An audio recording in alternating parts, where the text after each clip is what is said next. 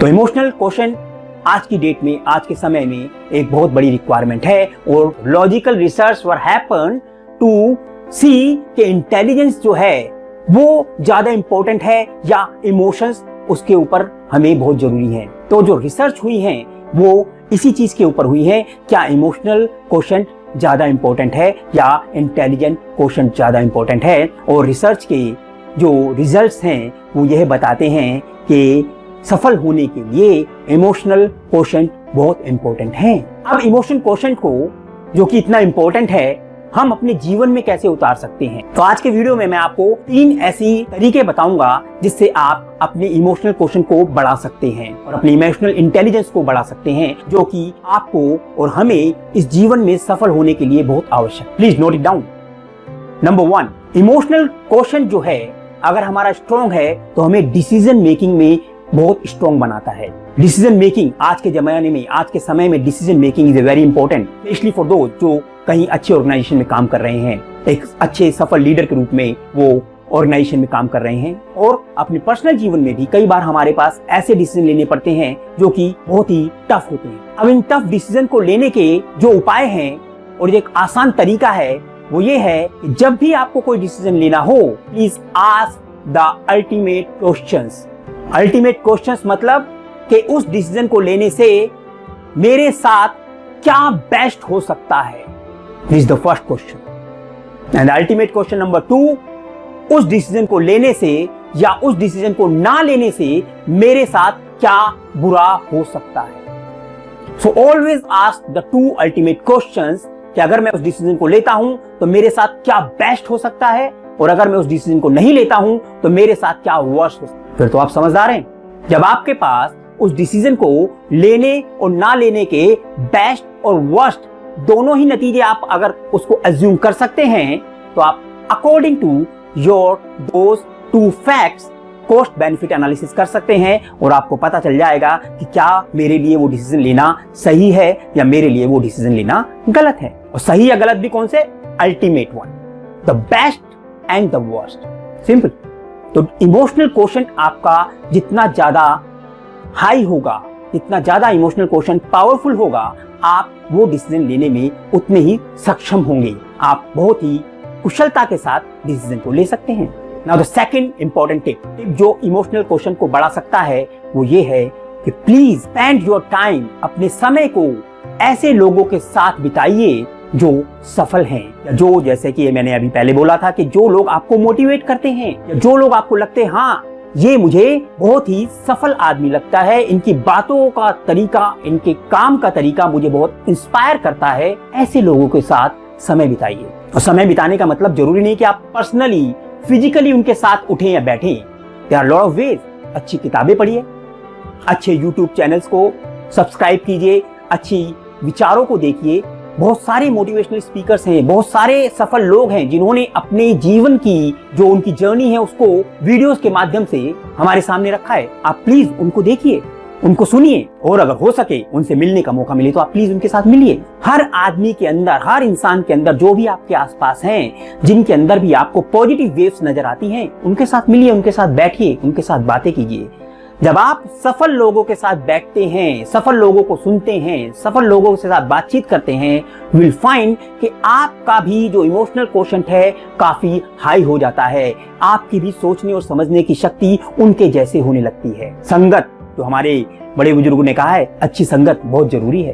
तो अच्छी संगत से फायदा क्या है कि जो भी आपको अच्छा, उनमें अच्छापन नजर आ रहा है, आई एम नॉट सेइंग कि सारे के सारी चीजों को ही आप अपना लो, पर किसी भी इंसान के अंदर, किसी भी इंसान के साथ अगर आप बैठते हैं उसके अंदर कुछ तो अच्छा होता है।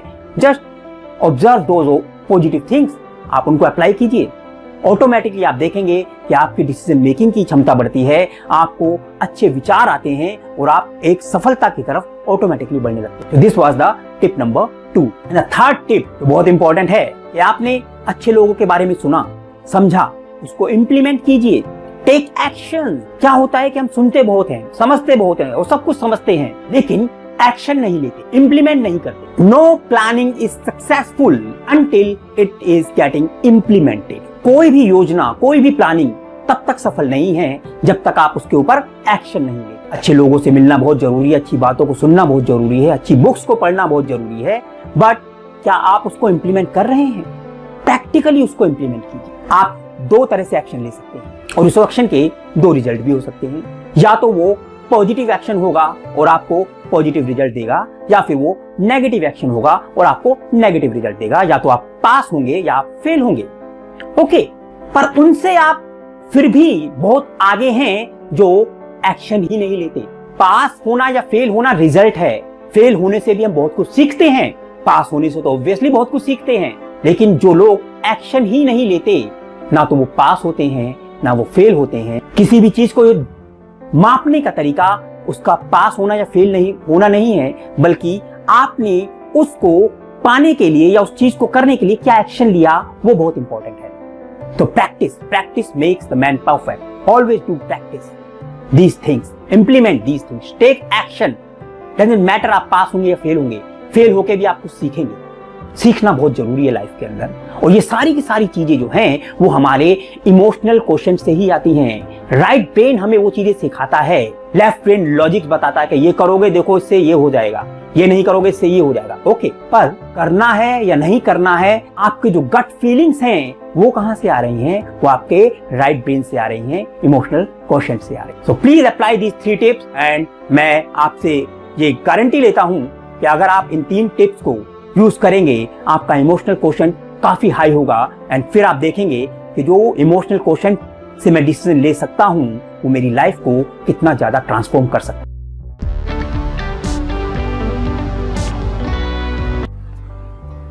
I would like to say that on the 11th Jan 2020, I went to meet an old age helping community, Sharda Niketan, situated at Vasant Kunj. It was the best day of my life. I reached there sharp at 10:15 a.m.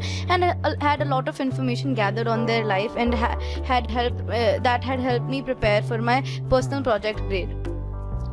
I believe that I connect with the old people, understand their life and daily routine. I asked them about what time they wake up and how they plan their whole day. I asked one of the members, Mrs. Renu, what they usually have in their breakfast, if that is balanced diet and if they're getting a XYZ brand of food, etc. How these people schedule their time and work. Do they watch any TV or play games like Ludo, etc.? How hygienic is the kitchen and dining area? I met with Mr. Vasu, around 72 years old, who couldn't speak properly, and I wasn't able to figure out what exactly he wanted to speak. It took exactly 15 minutes to acknowledge our work. By that time it was 5 p.m. and I had to rush back to home to complete my project content and do not wish to miss the deadline, which was 9 p.m.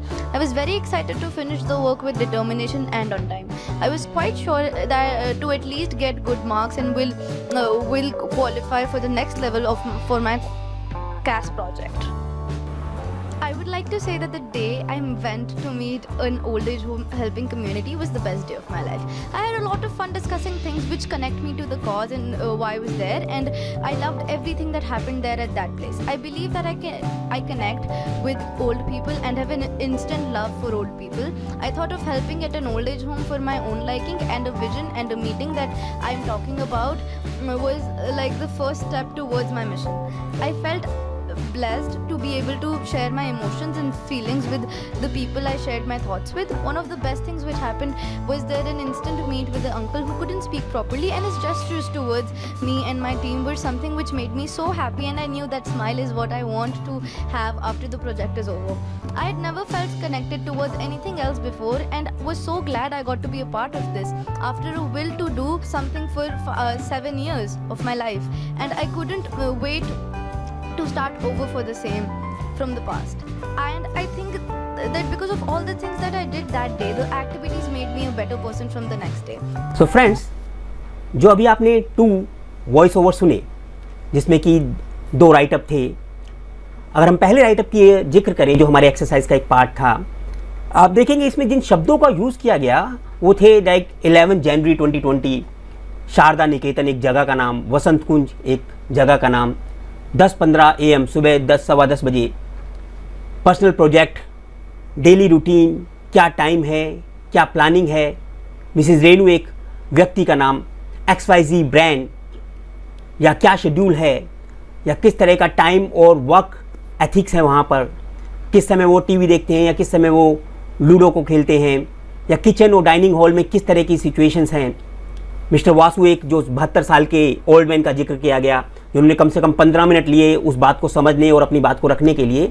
सो अगर आप इनको तरीके से देखो तो ये लगता है कि ये काफ़ी स्पेसिफिक चीज़ों पे जोर दिया गया इस राइटअप के अंदर, बहुत ज़्यादा स्पेसिफिक, टाइम से रिलेटेड या जगह, पर्टिकुलर जगह क्या है या कौन कौन लोग हैं, बजाय जनरलाइज करने के बहुत ही स्पेसिफिक रहा। तो ये हमारा फर्स्ट राइटअप था। Let's continue with the second write up. अब आप देखिए सेकेंड राइटअप में जो लिखा गया है उसके जो शब्दों को अगर आप गौर से देखेंगे तो वहाँ बड़ा ही जनरलाइज वे में लिखा है। देखिए, द डे, कोई पर्टिकुलर टाइम नहीं, the day, old age helping community, उस कम्युनिटी सेंटर का नाम नहीं बल्कि एक ओल्ड एज हेल्पिंग कम्युनिटी बोला गया। Best day, lot of fun, connect, loved everything, that place, कोई प्लेस का नाम नहीं बल्कि दैट प्लेस, जनरलाइज वे में उसको सिंबॉलिक वे में बोला गया। I connect, instant love, helping, on, liking, visions, meeting my mission, felt blessed, emotions, feeling. Uncle बोला गया, ओल्ड मैन या उसकी एज को नहीं बोला गया, अंकल बोला गया, या जेस्चर के बारे में बताया गया, हैप्पीनेस के बारे में बताया गया, दैट स्माइल, दैट डे। तो आप देखेंगे वो शब्द भी जो रिपीट हो रहे हैं वो ऑलमोस्ट उन्हीं शब्दों के आसपास ही रिपीट हो रहे हैं सेकंड राइटअप में। तो ये हमारा सेकंड राइटअप था। तो अगर अब हम कंपेयर करें इन दोनों राइटअप्स को और जो भी इसको जिसने भी लिखा है उसके थिंकिंग प्रोसेस को, तो आप देखिए कंपैरिजन में कि जो फर्स्ट राइटअप है वो ज़्यादातर स्पेसिफिक चीज़ों पे फोकस करता है, टाइम पे फोकस करता है। इसका मतलब उसकी मेमोरी बहुत अच्छी है, शार्प है और बहुत ही स्पेसिफिकली उन्होंने सारी चीज़ को यहाँ लिख के बताया जो उन्होंने फील किया, पर बहुत ही स्पेसिफिक वे में, बहुत ही पर्टिकुलर वे में, जिसमें टाइम पर, एक पर्टिकुलर चीज़ पर, स्पेसिफिक नामों पर ध्यान दिया गया। बहुत अच्छी बात है। और अगर हम सेकंड राइटअप को देखें, उसी की तरह सेम ही इंसिडेंट था, उसमें भी वो ओल्ड एज होम में गए, लेकिन यहाँ पर बजाय एक पर्टिकुलर टाइम को बताने के या बजाय एक पर्टिकुलर प्लेस के बारे में डिफाइन करने के या एक आदमी के नाम के ऊपर ध्यान देने के, इसमें फीलिंग्स पे ज़्यादा ध्यान दिया गया। उस दिन का दिन जो था बहुत ही अच्छा था। एक ओल्ड एज हेल्पिंग कम्युनिटी में मैं गया, बहुत अच्छा मेरा एक्सपीरियंस रहा। That was the best day of my life. Instead of saying कि वो 15 जनवरी या 11 जनवरी का दिन था या वो शारदा निकेतन उसका नाम था, अंकल बोला गया जो कि एक जेस्चर को बताता है, इंस्टेड ऑफ नाम लेना कि मिस्टर वासु। मिस्टर वासु एक बहुत ही रिस्पेक्टफुल तरीके से नाम लिया गया, लेकिन जब उन्होंने अंकल बोला तो हमने उनको अपने साथ इन्वॉल्व कर लिया। सो आपको अंतर समझ में आ रहा होगा। तो ये जो चीज़ें हैं, ये जो सेकंड राइटअप है वो मोर ऑन फीलिंग्स है, मोर ऑन क्रिएटिविटी है, ज़्यादा से ज़्यादा लोगों को इन्वॉल्व करके अपने फीलिंग्स के साथ जोड़ने से रिलेटेड है।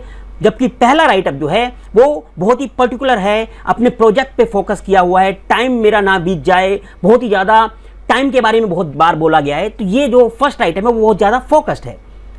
तो आप समझ सकते हैं कि इसमें अगर मैं कहूँ कि किसका IQ ज़्यादा अच्छा है और किसका EQ ज़्यादा अच्छा है, यस, हाँ बिल्कुल आप सही कह रहे हैं कि जो फर्स्ट राइटअप है वो IQ पर बेस्ड है। उसमें उस पर्सन का IQ ज़्यादा पावरफुल है क्योंकि वो बहुत ही इंटेलिजेंटली, बहुत ही लॉजिकली, बहुत ही स्पेसिफिकली उसको चीज़ को डिफाइन कर रहा है।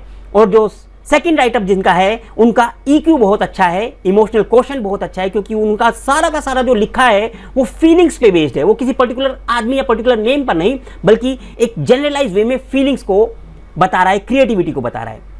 तो आई होप कि ये एक्सरसाइज आपको अच्छी लगी होगी और इस तरह की एक्सरसाइज आप घर पे कर सकते हैं अपने दोस्तों के साथ मिलकर। और जो आप फील कर सकते हैं, कई बार आप सुनते हैं लोगों को तो आप फील भी कर सकते हैं कि उनके जो शब्द हैं, जो उनका बोलने का तरीका है वो IQ स्पेसिफिक है या EQ स्पेसिफिक है, और अकॉर्डिंगली आप उनके साथ डील कर सकते हैं। दोनों ही ब्रेन बहुत इंपॉर्टेंट है, लेकिन जो हमारा इमोशनल कोशेंट है, जो हमारा राइट ब्रेन है, वो हमें सच्ची सफलता दिलाने में बहुत ज्यादा सहायता करता है। Wish you all the best, be safe, be at home and keep yourself healthy emotionally as well. Thank you.